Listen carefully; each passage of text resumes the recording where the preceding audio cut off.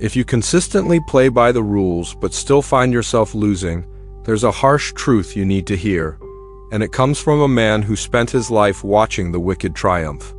In the early 16th century, Florence was a snake pit of political ambition, betrayal, and shifting alliances. Niccolò Machiavelli watched it all from the front row of the deals made in shadows. The powerful men who rose overnight, and the good ones who were ground into dust. And he noticed something deeply uncomfortable. The people we call bad don't just win sometimes, they win consistently. Not because they're smarter, but because they freed themselves from a set of invisible chains that still bind you. What are those chains? They're your principles, your commitment to being a good person, your belief that if you just treat people well, argue fairly, and take the high road, the universe will eventually reward you. But what if the universe doesn't care about your intentions? What if it only rewards results? Here's the uncomfortable truth Machiavelli documented. The kind person believes that good ends require good means. Want a more honest world? Be honest yourself, even when it hurts. Want to defeat injustice? Persuade the unjust through gentle reasoning. Show them the error of their ways through kindness, not force. Want more compassion in society? Lead with compassion, especially toward your enemies? This sounds beautiful. It also sounds like a guaranteed strategy for coming in last place. Think about the most successful operators you know, not in terms of who you admire, but who actually gets what they want. They don't hesitate to stretch the truth when it serves them. They know exactly when to turn on the charm and when to turn up the heat. They distract, they manipulate, they threaten, all while wearing a smile when it's useful. And here is the part that keeps good people stuck. You reconvinced that if you could just borrow 1% of their playbook, you'd somehow become them.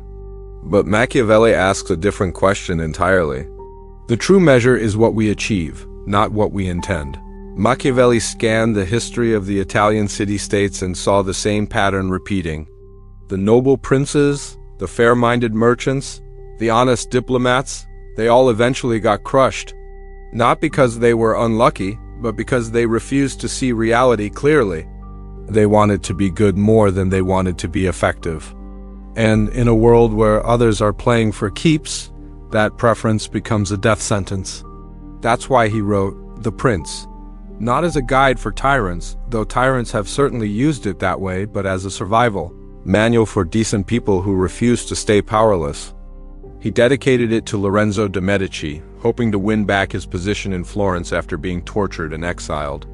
Imagine that. A man broken by politics writing the definitive playbook on how to survive them. And in that little book he drops a bombshell that still stings today. He points to the most celebrated example of goodness in Western history, Jesus of Nazareth. We tell the story of the kind man from Galilee who treated everyone with dignity, who never fought back, who turned the other cheek until the very end. And we tell it as a story of triumph. But Machiavelli, with his cold eye for power, noticed something else entirely. If you remove the divine ending, if you judge Jesus' life by earthly standards alone, it was a disaster. He was mocked, humiliated, tortured, and executed. The powerful people of his time crushed him completely. From a purely practical standpoint, he was one of history's biggest losers. That's a horrifying thing to say, and Machiavelli knew it. But he said it anyway because he believed that staying blind to this truth is what keeps good people weak. The West raised generations on a story about the triumph of meekness, and then sent those people into a world where meekness gets you devoured. We need weapons of similar grade steel to theirs. So what does Machiavelli actually advise? Not that you abandon your values, not that you become cruel for the sake of cruelty, but that you stop treating goodness as a limitation on your toolkit.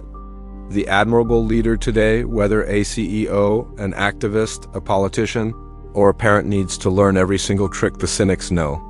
You need to know when to inspire and when to intimidate, when to persuade with logic and when to outmaneuver with silence, when to be transparent and when to keep your cards pressed tight against your chest.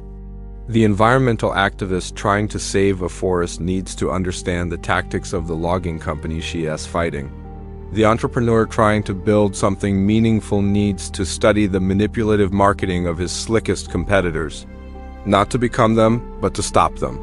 Because if you refuse to learn their language, you're negotiating in a dialect they don't even hear. Machiavelli disturbs us because he pokes at our most comfortable excuse. When we fail to achieve what we want, we tell ourselves it's because we were too good, too pure, too principled for this ugly world.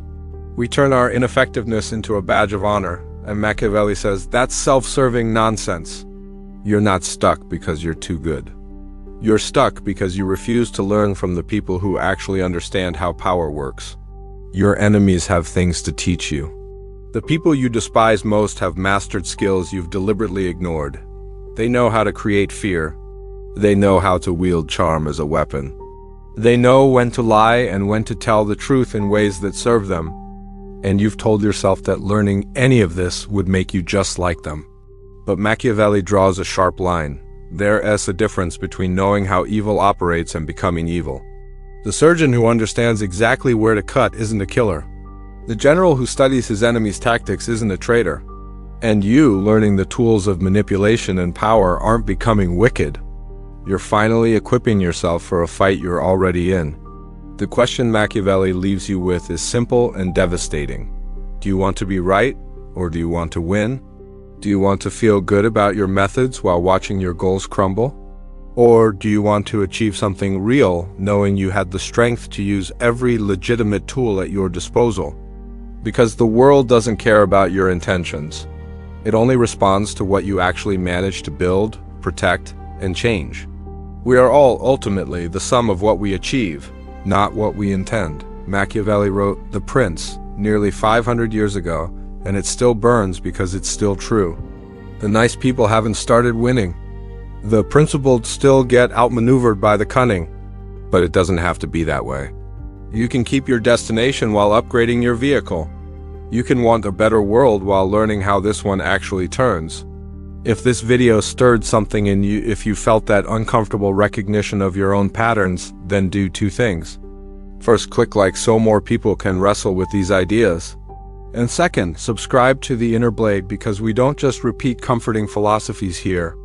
We look at the ones that actually work